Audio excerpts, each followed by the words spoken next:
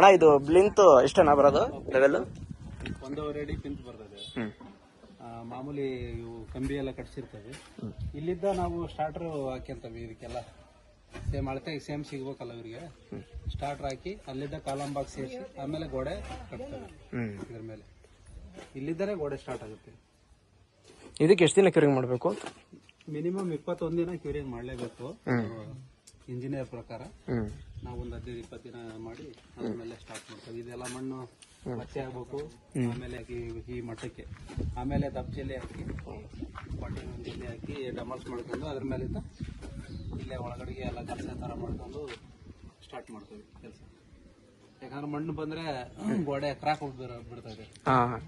ಇದಕ್ಕೋಸ್ಕರ ಇದು ಭರ್ತಿಯಾಗಿ ಮೇಲೆ ಎಲ್ಲ ಮಣ್ಣು ಬಿಟ್ಟು ಮಣ್ಣೆಲ್ಲ ಕ್ಲೀನಾಗಿ ನೀರು ಬಿಟ್ಟು ಕುಂದ್ರಿಸ್ಬೇಕು. ಅವಾಗ ತಿರ್ಗಾ ಮತ್ತೆ ದಬ್ಜಲ್ಲಿ ಹಾಕಿ ಡಮಲ್ಸ್ ಮಾಡಿ ಆಮೇಲೆ ಗೋಡೆ ಎಲ್ಲ ಸ್ಟಾರ್ಟ್ ಮಾಡ್ತೇವೆ. ನೋಡಿ ಏನ್ ಮಾಡಿದಾನೆ ನೋಡಿ. ಪ್ಲಿಂತ್ ಲೆವೆಲ್ಗೆ ನಾವು ವೈಬ್ರೇಟ್ ಹಾಕ್ತೇವೆ.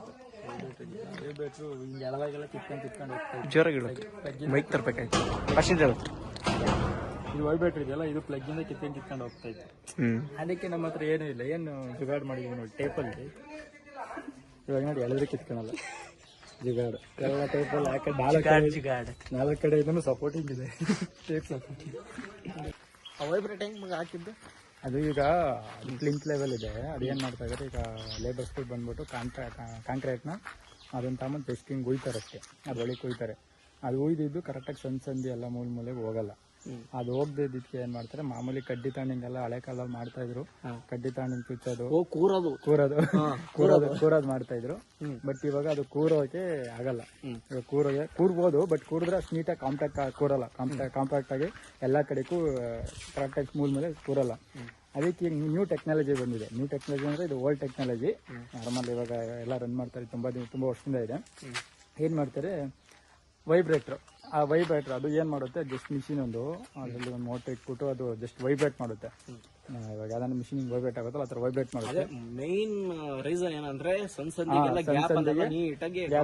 ಕಾಂಕ್ರೀಟ್ ಕೂಡ್ಕೊಬೇಕು. ಅದು ವೈಬ್ರೇಟ್ ಆಗ್ತಾ ಇದ್ದಂಗೆನೆ ಜಸ್ಟ್ ಹಿಂಗ್ ಮೇಲ್ಗಡೆ ಹೋಗಿರ್ತಾರೆ, ಅದು ಆಗ್ತಾ ಕಾಂಪ್ಯಾಕ್ಟ್ ಆಗಿ ನೀಟಾಗಿ ಎಲ್ಲ ಕಡೆನೂ ಸ್ಪ್ರೆಡ್ ಆಗಿ ಅದು ಇನ್ನ ಒಳಿಕೋಗುತ್ತೆ. ಅವಾಗ ನಾವು ಆಗ್ತಾ ನಾರ್ಮಲ್ ಆಗಿ ಹಿಂಗ್ ಆಗ್ತಕ್ಕಿಂತ ಕೂರ್ದ್ಬಿಟ್ಟು ನೋಡಿದೀವಿ. ಜಸ್ಟ್ ಹಿಂಗ್ ಕೂರ್ದಾಗ ಸ್ವಲ್ಪ ಹೋಗುತ್ತೆ, ಒಂದು ಅರ್ಧ ಇಂಚ್ ಹೋಗ್ಬೋದು ಅಷ್ಟೇ ಕೆಳಗೆ. ಬಟ್ ಆದ್ರೆ ವೈಬ್ರೇಟ್ ಆಗ್ತಾಗ 1 ಇಂಚ್ ಕೆಳಗೆ ಹೋಗುತ್ತೆ. ಅಂದ್ರೆ ಅಷ್ಟು ನೀಟಾಗಿ ಕಾಂಪ್ಯಾಕ್ಟ್ ಆಗುತ್ತೆ.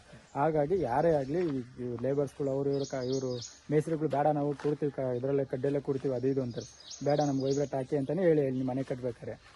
ಯಾಕಂದ್ರೆ ಅದು ನಾರ್ಮಲ್ ಆಗಿ ಈಗ ಒಂದು ಕಡ್ಡಿ ತಾಂಡಿ ಕೂರ್ತಾರೆ, ಅಷ್ಟು ಕೂರಲ್ಲ ನೀಟಾಗಿ. ಏನೋ ತಾಂಡಿ ಅರೆಕೋಲ್ ಏನೋ ತಾಂಡಿ ಆ ಕಾಲದಲ್ಲೆಲ್ಲ ಮಾಡ್ತಾ ಇದ್ರು. ಬಟ್ ಈಗ ಟೆಕ್ನಾಲಜಿ ಬಂದಿದೆ, ಹಾಗಾಗಿ ಯೂಸ್ ಮಾಡಿ. ಇವ್ರು ಹೇಳ್ತಾರೆ, ನಮ್ಮೂರು ಇವಾಗ ಹಂಗೆ ಹೇಳಿದ್ದು, ಬೇಡ ಮಾಡ್ತೀವಿ, ಬೇಡ ನಮ್ಗೆ ವೈಬ್ರೇಟರ್ ಬೇಕೇ ಬೇಕು ಅಂತ. ಹಾಗಾಗಿ ನೀವು ಅಷ್ಟೇ ಪ್ಲಿಂತ್ ಲೆವೆಲ್ಗೆ ಆಗಿರ್ಬೋದು, ಆಮೇಲೆ ನೆಕ್ಸ್ಟ್ ಇದು ಪಿಲ್ಲರ್ ಹಾಕ್ಬೇಕಾರೆ ಎಲ್ಲ ಟೈಮಲ್ಲಿ ವೈಬ್ರೇಟ್ ಯೂಸ್ ಮಾಡಿ ಅಂತ ಸ್ಪೆಸಿಫಿಕ್ ಆಗಿ ಹೇಳಿ ಅವ್ರಿಗೆ ವೈಬ್ರೇಟ್ ಯೂಸ್ ಮಾಡ್ತಾರೆ. ಅವಾಗ ನೀಟಾಗಿ ಇನ್ನ ಸ್ಟ್ರೆಂತ್ ಚೆನ್ನಾಗಿ ಬರುತ್ತೆ. ಇದು ಮೇನ್ ವೈಬ್ರೇಟ್ ಯೂಸ್ ಮಾಡೋದು. ಎಲ್ಲರೂ ಕಂಪಲ್ಸರಿ ಯೂಸ್ ಮಾಡಿ. ಬಟ್ ಹೇಳ್ತಾರೆ ಕೆಲವರು ಯೂಸ್ ಮಾಡಬೇಡಿ, ಆಗುತ್ತೆ ನೀಟಾಗಿ ಕಾಂಪ್ಯಾಕ್ಟ್ ಆಗುತ್ತೆ ಅಂತಾರೆ. ಬಟ್ ಆಗಲ್ಲ, ಅದು ಅವ್ರು ಹೇಳೋಷ್ಟು ಆಗಲ್ಲ. ಅವ್ರು ಹೇಳಿದಷ್ಟು ಅರ್ಧದಷ್ಟು ಆಗುತ್ತೆ ಅಷ್ಟೇ.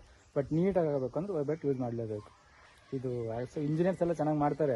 ಬಟ್ ಇಲ್ಲಿ ಉಳಕಲ್ ನಾವೇ ಮಾಡಿಸ್ತೀವಿ, ಖುದ್ದಾಗಿ ನಾವೇ ಮೇಸ್ತ್ರಿಗಳು ಕೈಯಲ್ಲಿ ಮಾಡಿಸ್ತೀವಿ ಅಂತಂದ್ರೆ ಮಾತ್ರ ಅಷ್ಟೊಂದು ಪ್ಲಾನಿಂಗ್ ನಮ್ಮಲ್ಲಿ ಗೊತ್ತಿರಲ್ಲ. ಅದು ಗೊತ್ತಾಗಬೇಕು ಅಂತಂದ್ರೆ ಈ ತರ ಸೋಷಿಯಲ್ ಮೀಡಿಯಾ ಅದು ಇದು ಯೂಸ್ ಮಾಡ್ಕೊಂಡು ನೋಡ್ಕೊಳ್ಳಿ ಹೆಂಗ್ ಮಾಡ್ಬೇಕು ಕನ್ಸ್ಟ್ರಕ್ಷನ್. ನಾವು ಯಾಕಂದ್ರೆ ಯಾವ್ದಾರ ಒಂದು ಕಾಂಟ್ರಾಕ್ಟ್ ಕೊಟ್ರೆ ನಾವು ಅಮೌಂಟ್ ಅವರು ಒಂದು 5-10 ಲಕ್ಷ ಜಾಸ್ತಿನೇ ಹೊಡಿತಾರೆ. ಅದ್ರ ಬದಲು ನಾವೇ ಗೊತ್ತಿರೋ ಕೆಲಸಗಾರರು ಗೊತ್ತಿರೋರ ಹತ್ರನೇ ಮಾಡಿಸ್ತೀವಿ ಅಂತಂದ್ರೆ ಈ ತರ ನಮಗ್ ಗೊತ್ತಿರ್ಬೇಕು.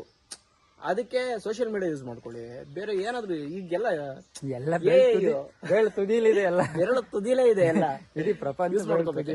ಟೆಕ್ನಾಲಜಿ ಯೂಸ್ ಮಾಡ್ಕೊಬೇಕು, ಮತ್ತೆ ಸೋಷಿಯಲ್ ಮೀಡಿಯಾ ಯೂಸ್ ಮಾಡ್ಕೊಬೇಕು. ಎಲ್ಲ ಅನುಕೂಲಕರವಾಗಿರೋ ಅಂತದ್ದೆಲ್ಲ ಯೂಸ್ ಮಾಡ್ಕೊಬೇಕು. ಇಲ್ಲಿ ಯಾವ್ದಾವ್ದು ಏನೇನ್ಕೋ ಯೂಸ್ ಮಾಡ್ಕೊಳೋದಲ್ಲ ಅಷ್ಟೇ. ಅದು ನಾವು ನನ್ನ ಪರ್ಸನಲ್ ಆಗಿ ಹೇಳ್ಬೇಕು ಅಂದ್ರೆ ನಾನೇ ನಿಂತ್ಕೊಂಡು ಮಾಡಿಸ್ತೀನಿ. ಒಂದು ಹೇಳ್ದಂಗೆ ಇಂಜಿನಿಯರ್ಸ್ ಅವರು ಸ್ಯಾಲ್ರಿ ಅಂತ ಅಟ್ಲೀಸ್ಟ್ ಅವ್ರು ಮಾಡೋದಕ್ಕೆ ಸ್ಯಾಲ್ರಿ ಅಂತ ಹೋಗೇ ಹೋಗುತ್ತೆ. ಬಟ್ ನಾವ್ ಈಗ ದುಡ್ಡು ಹೊಡೆಯೋದು ಜಾಸ್ತಿ. ನಿಮ್ಗೆ ಹಂಗ್ ಕಟ್ಕೊಡ್ತೀವಿ, ಹಿಂಗ್ ಕಟ್ಕೊಡ್ತೀವಿ, ಹಂಗ್ ಬರುತ್ತೆ ಹಿಂಗ್ ಬರುತ್ತೆ ಹೇಳ್ತಾರೆ, ಕಟ್ಕೊಡ್ತಾರೆ. ಬಟ್ ಯಾವ ಮೆಟೀರಿಯಲ್ ಯೂಸ್ ಮಾಡ್ತಾರೆ ಅಂತ ನಮಗೆ ಗೊತ್ತಿರುತ್ತಾ? ಸ್ಪೆಸಿಫೈ ಆಗಿ ನಮ್ಗೆ ಗೊತ್ತಿರಲ್ಲ. ಅವ್ರು ಯಾವ್ದಾವ್ದೋ ಯೂಸ್ ಮಾಡ್ಬೋದು. ಅದಕ್ಕೆ ಖುದ್ದಾಗಿ ನಾವೇ ನಿಂತ್ಕೊಂಡು ಅಚ್ಚುಕಟ್ಟಾಗಿ ಮಾಡುವಂತ ಕೆಲಸಗಾರನ ಹಿಡ್ಕೊಂಡು ನಾವೇ ಮುಂದೆ ನಿಂತು ಮಾಡಿಸ್ಬೇಕು. ಅವಾಗಲೇ ನಮ್ಗೆ ಗೊತ್ತಾಗೋದು ಏನೇನ್ ಖರ್ಚು ಮಾಡ್ತಾ ಇದಾರೆ. ಎಲ್ಲ ಮೆಟೀರಿಯಲ್ ನಾವೇ ತಗೊಂಡ್ಬಂದು ಹಾಕ್ಬೇಕು. ಅವ್ರ ಕೆಲಸಗಾರರು ಕೆಲಸ ಮಾಡ್ತಾರೆ, ಬರ್ತಾರೆ, ಕೆಲಸ ಮಾಡ್ತಾರೆ ಅಷ್ಟೇ. ಆಕ್ಚುಲಿ ಜರ್ನಿ ಇದೆಯಲ್ಲ, ಇದ್ರಲ್ಲಿ ತುಂಬಾ ಕಲಿತೀವಿ ನಾವು. ಮನೆ ಕಟ್ಬೇಕಾದ್ರೆ ಯಾರು ಇಂಜಿನಿಯರ್ ಕೊಟ್ಬಿಟ್ಟು ಮಾಡ್ಸೋದ್ಕಿಂತ ನಾವೇ ಮಾಡ್ಸೋದ್ರ ಇದೆಯಲ್ಲ, ಆ ಜರ್ನಿ ಇದೆಯಲ್ಲ ತುಂಬಾ ಕಲ್ಸ್ಕೊಡುತ್ತೆ ಎಲ್ಲರಿಗೂ. ಅದು ಜರ್ನಿ ಅದು ಅನುಭವಿಸೋರು ಗೊತ್ತು. ಆಮೇಲೆ ಏನಂದ್ರೆ ನಾವೇ ಯಾಕೆ, ನಾನು ಪರ್ಸನಲ್ ಏನು ಹೇಳ್ಬೇಕು ಅಂದ್ರೆ, ನಾನು ಯಾಕೆ ಮಾಡ್ತಾ ಇದ್ದೀನಿ ಅಂದ್ರೆ, ಆಲ್ಸೋ ನಾವು engineers, electrical engineers, civil engineers ಅಲ್ಲ, ಬಟ್ ಆದ್ರೆ ನಾಲೆಡ್ಜ್ ಇದೆ. ಅಷ್ಟು ಪೀಕಲ್ಲಿ ತೋರಿಸ್ಬೇಕು, ಅಲ್ಲಿ ತೋರಿಸ್ಬೇಕು. ಗೊತ್ತಿಲ್ಲ ಅಂದ್ರೂ ನಮ್ಗೆ ತಿಳ್ಕೊಳ್ಳೋದು ಹೆಂಗೆ ಏನು ಅಂತ ತಿಳ್ಕೊಂಡು ಮಾಡೋ ಅಷ್ಟಾದ್ರೂ ನಾಲೆಡ್ಜ್ ಇದೆ. ಹಾಗಾಗಿ ನಾವೇ ತಿಳ್ಕೊಂಡು ಮಾಡಿಸ್ತಾ ಇದ್ದೀವಿ.